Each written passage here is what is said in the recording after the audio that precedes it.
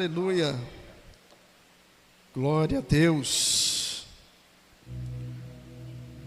O Senhor está no barco da tua vida. Glória a Deus. Quantos estão felizes por estar na casa do Senhor? Abra sua Bíblia no Evangelho de Marcos, capítulo 4.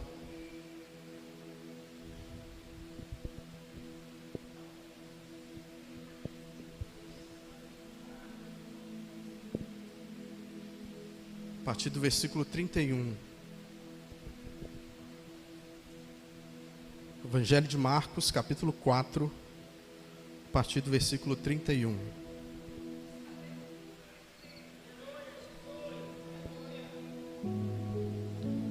Glória a Deus. Aleluia. Deus está nesse lugar. Se você não sentiu a presença dele ainda, é porque você está com algum defeito de fabricação. Porque quando Deus está no lugar, é impossível não sentir a presença dele. Aleluia. Acompanhe na sua Bíblia. E naquele dia, sendo já tarde, disse-lhes: passemos para outra margem. E eles, deixando a multidão, o levaram consigo, assim como estava no barco. E havia também com ele outros barquinhos. E levantou-se grande temporal de vento, e subiam as ondas por cima do barco, de maneira que já se enchia de água. E ele estava na popa dormindo sobre uma almofada. E despertaram-no dizendo-lhe: Mestre, não te importa que pereçamos? E ele, despertando, repreendeu o vento e disse ao mar: Cala-te, aquieta-te. E o vento se aquietou, e houve grande bonança. E disse-lhes: Por que sois tão tímidos? Ainda não tendes fé? E sentiram um grande temor e diziam uns aos outros: Mas quem é este que até o vento e o mar lhe obedecem? Glorifica o nome do Senhor.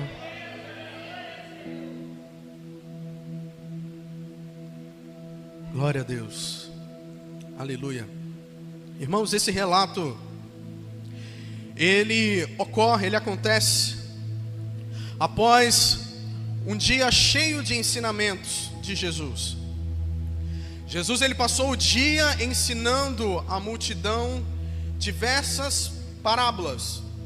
Se nós lermos o capítulo 4, Jesus, ele vai trazer a parábola do semeador. Ele vai trazer a parábola da candeia, a parábola da semente, a parábola do grão de mostardas. Parábola essa que ensinou a multidão acerca do reino de Deus. Finalizado todo esse dia de muito trabalho, Jesus chama os seus discípulos e dirigem-se ao mar da Galileia. E ali eles entram em um barco.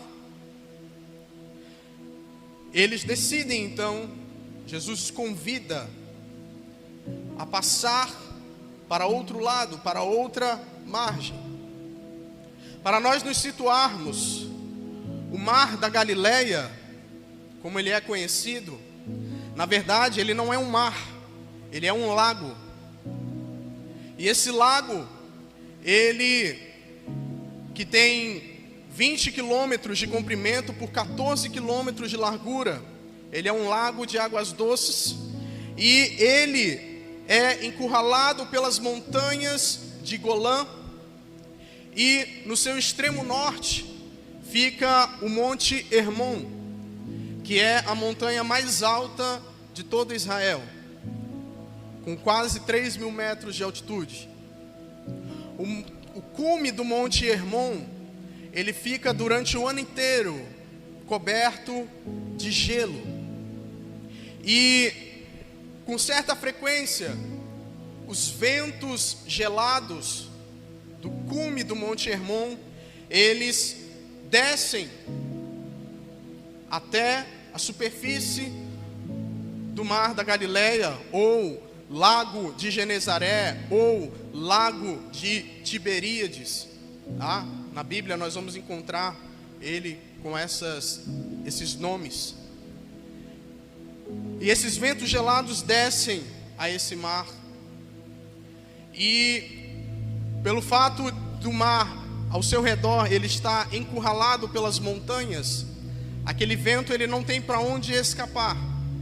Então ele provoca essas tempestades repentinas, e tempestades essas que provocam ondas fortíssimas, ondas grandes, que se um barco pequeno ou com um pescador, um timoneiro inexperiente, pode vir a pique, se não tiver experiência ali naquele lago. E já era noite quando Jesus os convida a passar a outra margem. Imagine você entrar no meio de um barquinho à noite e de repente sobrevém uma grande tempestade. Mesmo com o avanço da tecnologia hoje, a gente não consegue prever 100% a previsão do tempo. Muitas vezes, lá em casa, a gente fica falando, poxa, a previsão está dizendo que vai chover amanhã. Vai amanhecer chovendo. Aí chega de manhã, tá sol. Ou então, fala que vai estar sol e do nada amanhece chovendo. Mesmo com a tamanha tecnologia que nós temos hoje, o homem ele ainda não consegue prever 100% a questão do tempo. Agora você imagina naquela época que não existia nenhum equipamento. Na verdade, a única forma que eles tinham de saber a previsão do tempo está escrito em Mateus capítulo 16, versículo 2 e 3. Eles olhavam para os céus, se tivesse vermelho escuro, significa que vai chover. Era a previsão do tempo daquela época. Só que naquele dia eles não preveram, não conseguiram observar que poderia sobrevir sobre eles tamanha tempestade. E quando eles estavam na travessia daquele lago, estava calmo. De repente, um vento forte rapidamente mudou o tempo, e as ondas começaram então a se agitar, e vieram então agitando as ondas, e aquele barco balançava de um lado para o outro. E no texto que nós lemos fala que chegou um momento em que as ondas estavam tão fortes que as águas começaram a entrar para dentro do barco. Sabe o que isso nos mostra, irmãos? Que as tempestades da nossa vida, elas são imprevisíveis. Na nossa vida nós enfrentamos tempestades, problemas, situações difíceis, porque eles estavam numa enrascada, uma situação complicada, difícil. E as tempestades elas chegam de forma inesperada, repentina, e agitam a nossa vida. Essas tempestades nós podemos caracterizar como uma doença incurável de repente, um câncer maligno, um câncer terminal, ou um acidente trágico que ceifa a vida de alguém, um luto que nós não estávamos preparados para viver. São situações inesperadas que tiram a nossa paz, o nosso sossego, e nós achamos que Deus não está mais com a gente. Pensamos, imaginamos. E a tempestade estava acontecendo, E Jesus estava o quê? Dormindo. Alguém que passa o dia inteiro pregando para uma multidão, no final do dia está exausto.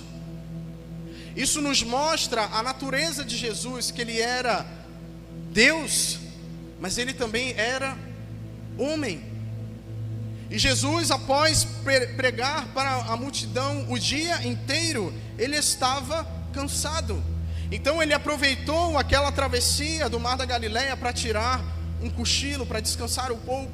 E ele vai para a popa do barco, que é a parte mais estável do barco, que é onde se encontra o leme que dá a direção, é a parte mais estável. Então Jesus fica ali, porque ele sabe que vai conseguir ter um sono tranquilo. E ele está ali dormindo, e a tempestade começou a acontecer. As águas foram entrando no barco. Os discípulos começaram então a se apavorar. Os discípulos começaram a se apavorar. Boa parte daqueles discípulos conheciam o Mar da Galileia como nenhum outro. Muitos deles eram pescadores e cresceram ao redor daquele lago. Mas naquela noite eles estavam diante de uma situação que eles não tinham mais controle. Eles não sabiam mais o que fazer. Eles estavam diante de uma ameaça. O perigo os abateu. Eles já estavam cansados de tanto remar contra as ondas. E eles não aguentaram mais. Os seus esforços estavam indo em vão. Quando o barco já não obedecia mais os seus comandos, eles então decidem: nós precisamos acordar o mestre. Não é possível, está aqui essa tempestade louca, a gente aqui todo apavorado e Jesus dormindo, como assim? Eles então vão acordar Jesus. Ei Jesus, acorda. O senhor não se importa que a gente pereça? Acho que Jesus, quando a gente acorda meio com sono assim, sabe? Com preguiça, a gente não quer fazer muita coisa, né? Mas Jesus, ele estava dormindo. Mas apesar de ele estar dormindo, ele não tinha perdido o controle daquela situação. Muitas vezes em nossa vida nós achamos que a tempestade que nós estamos enfrentando está fora de controle, mas Deus, ele se importa conosco. Deus, ele não quer que nós pereçamos. Tudo está sob o seu domínio, apesar de nós não vermos, observarmos o seu agir. A gente acha, a gente pensa que ele está dormindo. Mas mesmo quando a tempestade foge do nosso controle, ela está sob o controle de Jesus. Aquele que está conosco, ele tem autoridade sobre o vento e sobre o mar. E os discípulos, eles não entendiam isso. Eles perguntam: mestre, não te importa que pereçamos? Jesus, ele se levanta. E ele se levanta com autoridade. O versículo fala que ele se levanta com autoridade. Ele se levanta e repreende. E diz ao mar. Jesus, ele não fala: ei, por favor, por gentileza, poderia. Não, ele fala: cala-te, aquieta-te. Jesus, ele ordena. O verbo aqui, ele está no modo imperativo, é uma ordem. E o mar, o vento, de imediato o obedecem. Porque ele tem o domínio sobre todas as coisas. Ele tem o domínio sobre todas as coisas. A tempestade não foi se acalmando aos poucos. Sabe quando você está com a TV ligada e você puxa da tomada de uma vez? Ela apaga de uma vez. Foi assim que aconteceu. O texto, ele deixa isso claro. Quando Jesus fala: calma, aquieta-te, tudo aquietou-se. Imagine um mar bravio, ventos fortes, parar tudo de uma vez, de repente. Somente Deus para realizar tão grande feito. E o texto fala que logo houve uma grande bonança, uma grande calmaria. Os discípulos, eles se apavoraram diante da situação, mesmo com Jesus dentro daquele barco. Eles não tiveram fé. Mesmo que a tempestade estivesse fora do controle deles, ela não estava fora do controle de Jesus. As tempestades da vida, elas não vêm para nos destruir, mas para nos ensinar.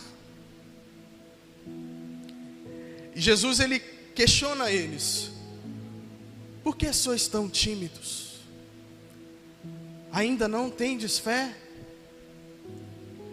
Aqueles discípulos estavam convivendo com Jesus há dias. Passaram um dia ouvindo acerca do reino de Deus. Estavam com o Todo-Poderoso no barco. E ainda assim eles tinham medo, não tinham fé suficiente. As tempestades da vida, muitas das vezes elas acontecem conosco para fortalecer a nossa fé. Se a sua fé estiver fraca, talvez Deus envie uma tempestade para buscar te fortalecer. São os métodos que Deus tem.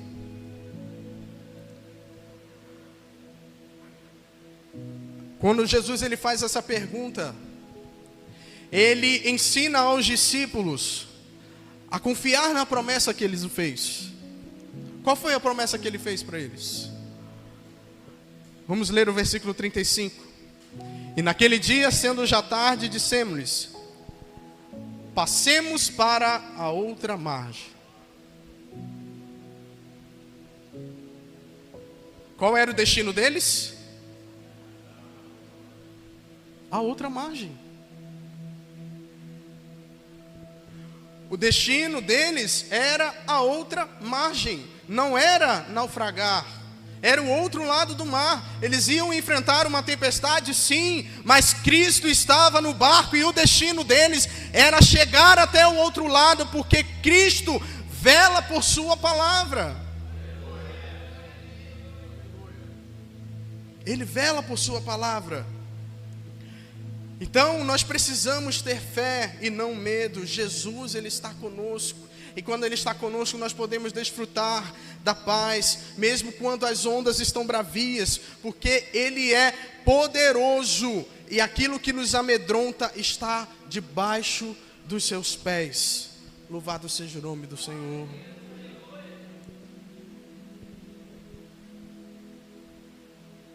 E após Jesus lhes perguntar, aqueles homens, eles ficaram ainda mais apavorados. Porque estava aquela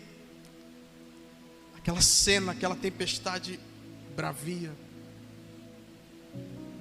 E de repente, com um brado de Jesus, tudo se acalmou. Aí no versículo 41 diz assim: sentiram um grande temor e diziam uns aos outros: mas quem é este que até o vento e o mar lhe obedecem?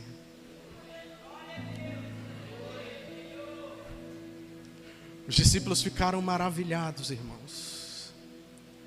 E eles se questionaram: como que isso é possível? Estava aqui diante dos nossos olhos agora as ondas bravias, a gente ia vir a pique, o nosso barco ia naufragar, nós íamos morrer. Quem é esse que até o vento e o mar os obedecem. Ele é o Cristo, o Filho do Deus vivo. Ele é o Verbo que se fez carne e habitou entre nós. Ele é a videira verdadeira. Ele é o pão da vida. Ele é o bom pastor que dá a vida pelas ovelhas.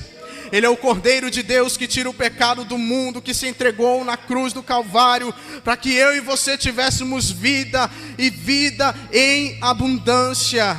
Ele é aquele que morreu, mas ao terceiro dia ressuscitou e está sentado à destra do Pai. E em breve voltará para buscar um povo seu, um povo especial, zeloso de boas obras.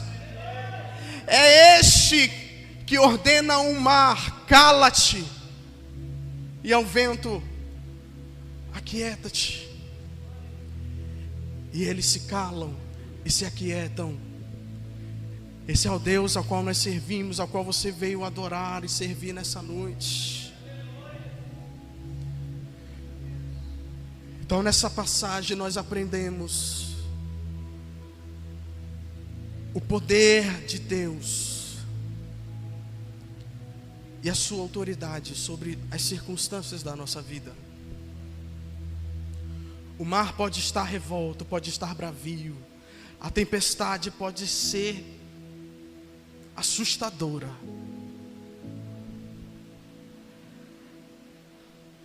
mas Jesus nessa noite Ele te propõe um desafio. Confie em mim, mesmo diante das adversidades. Confie em mim. Coloque a sua confiança em mim, porque eu estou no seu barco. Você não está sozinho. Você pode até achar que eu estou dormindo, mas eu estou no barco e o controle está nas minhas mãos.